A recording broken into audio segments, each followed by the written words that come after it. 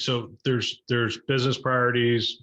We talked about the experience priorities and those kind of things, but there's also IT priorities. How do you Yes. ensure that you're addressing both? Yeah, I mean, you Yeah. have those experience, but you also have tech debt, you have automation, you have Yep. new stuff coming in all the time, and EHR upgrades and whatnot. How do you balance those? Yeah, I think I'll answer that kind of two ways. And maybe I'll start with kind of a more tactical, just day to day, and then the second answer will be kind of how I personally, choose to approach it. So we carve out and we've conveyed to the organization, like, just by virtue of St. Luke's being open for business, there's a baseline operational cost to that. These are a percentage of our capacity of hours we have in a given year that it's untouchable. It's what allows us to make sure that our data center is functioning at a high reliability level. It's what allows us to do break fix in a timely manner. It's what allows us to ensure that we've got good cybersecurity practices and hygiene in place, that we're keeping current on our systems, refreshing tech debt, to your point.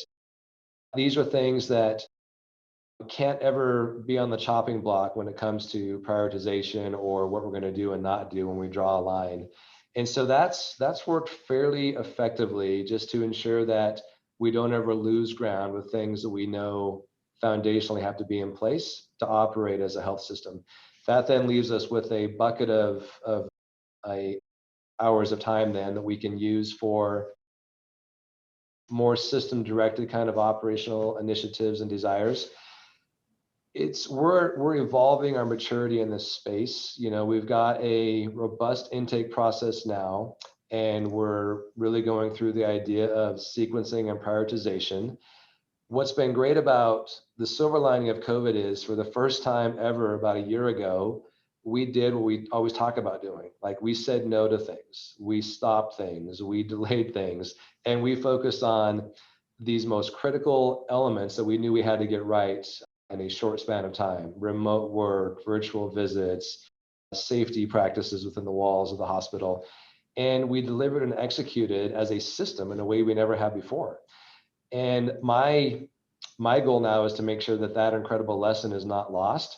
And I'm starting to already hear kind of some of the murmurs of, okay, great, things are kind of starting to subside. Now all this work, we're going to kind of bring it back in.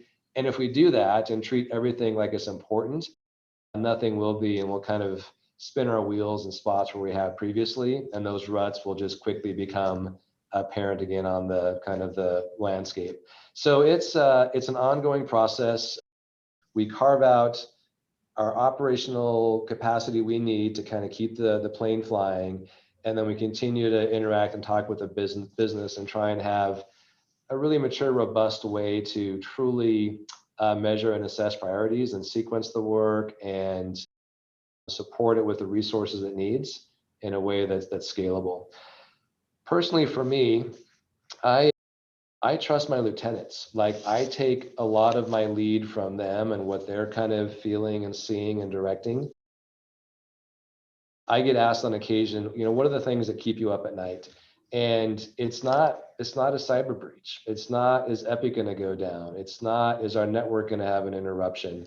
Not that I don't, those things certainly occupy space in my mind, but I've got experts that they're up at night worrying about that. And so me staying up at night worrying about that doesn't add any value, and actually probably is a disservice to them, because then I'm not focused on those things that I really need to be doing, which is ensuring that they have the tools and resources they need, that they feel safe in their work, that they feel they have permission to make decisions, that they have the right budget to do their work, that they're recognized and rewarded for the work they're doing.